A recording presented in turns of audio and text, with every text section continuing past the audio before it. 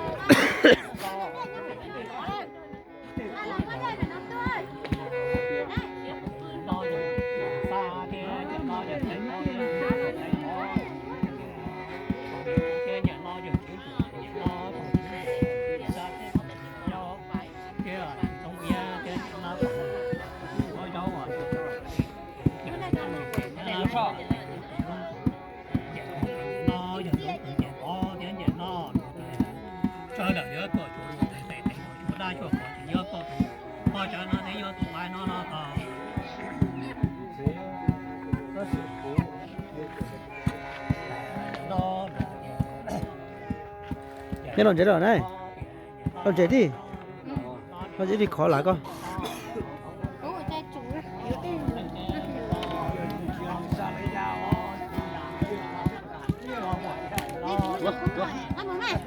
Cho nó thấy khó này.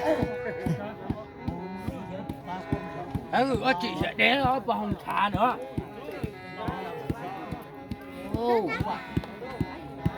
Ăn con đó. Ăn con này cua ca con đừng.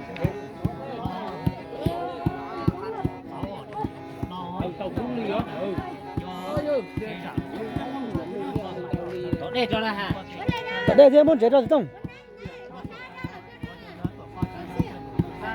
Tao à.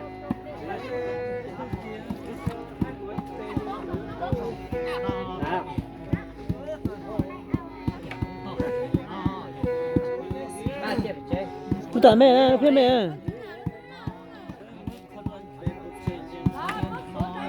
Tao gan nó làm ra. Chết đi nhiều nó bị nhiều. Bên tao đó là bên tao. Chết bên tao ho. Không thì không chịu chết. Đây là lại đây.